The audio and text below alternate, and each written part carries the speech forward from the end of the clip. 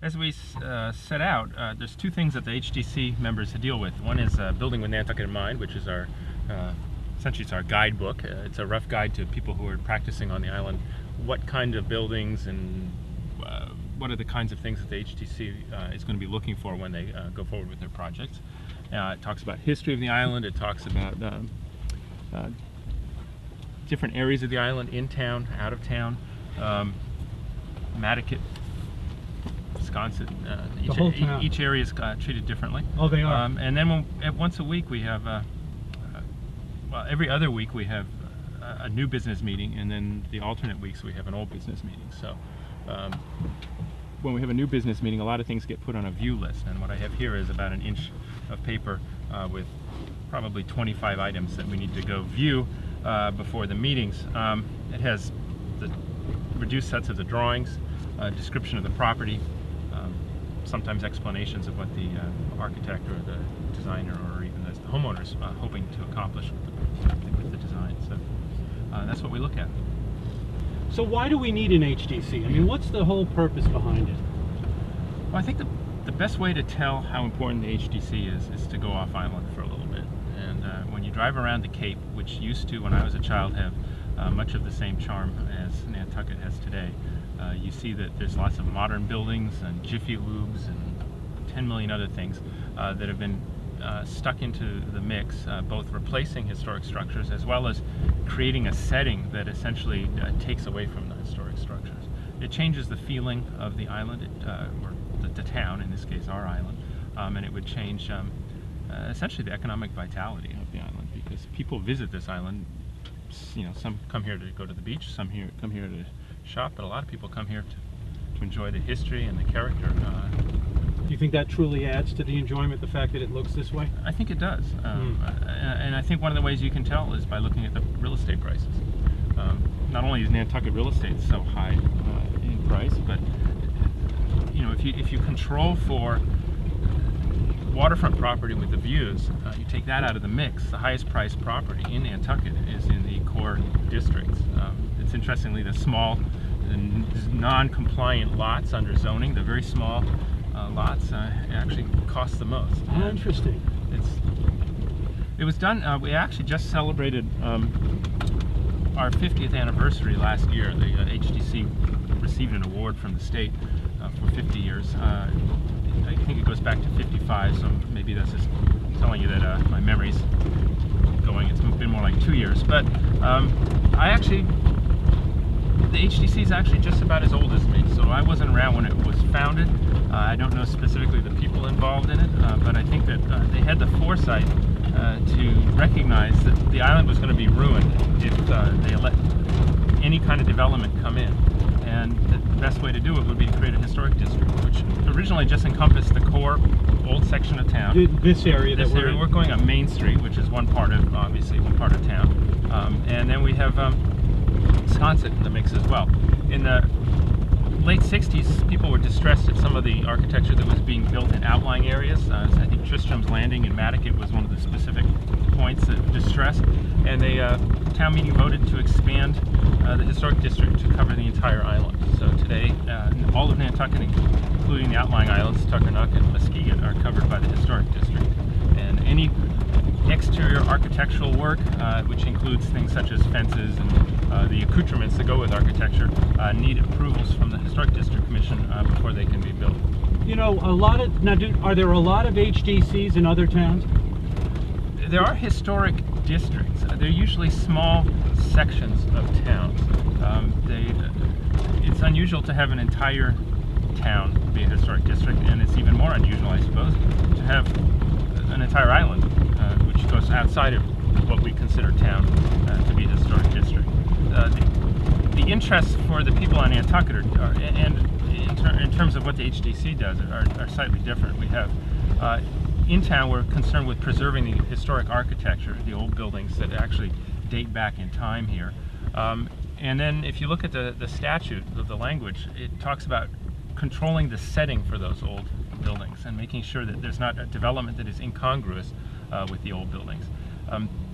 Now that the HDC jurisdiction was extended across the entire island, the question is, how do you deal with what's incongruous when you're in outlying areas, and that aspect of our job is more design review. Looking at buildings and making sure that they've just nothing too wild that comes along, and try to control. There's different flavors of development in different parts of the island that have developed, and I think the HDC tries to keep it that way as much as possible. You can't go into people's heads. At town meeting, why did they vote to create a historic district? Some people voted for one set of reasons, other people probably voted for yet a different set of reasons.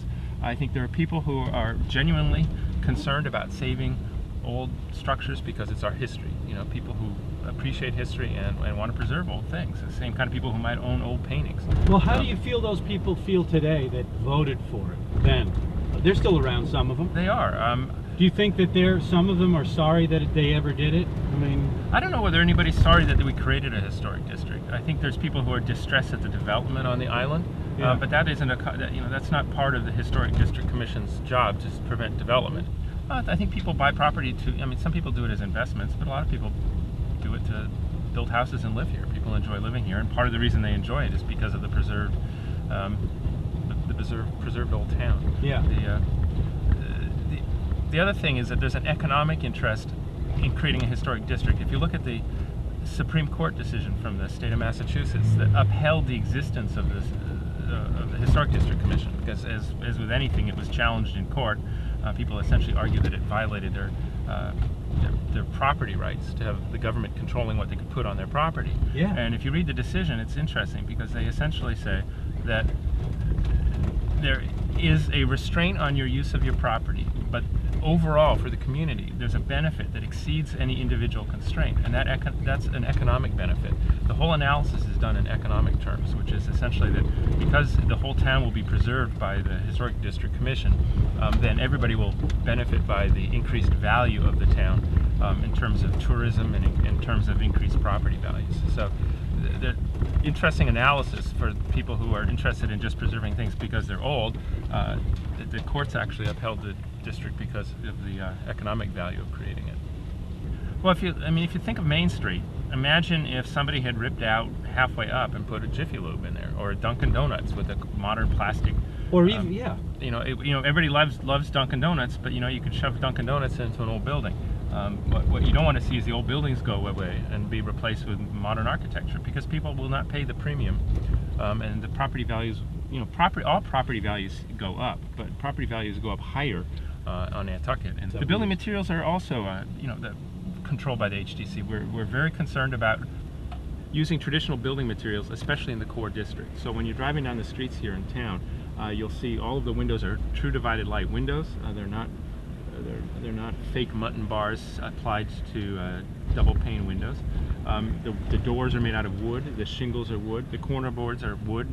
They're supposed to be wood. People might sometimes try to sneak in something plastic. It's really important also in recognizing how you preserve values. If people come to spend the money to visit Nantucket to see an authentic historical village, not a plastic reproduction of it. So you really think that the plastic would bother them? I think over time it would. I think eventually, if the town was replaced with where everything was a reproduction, I don't think it would have the same value. One thing that's important to realize is that the Historic District Commission does not have jurisdiction over the insides of people's houses. So,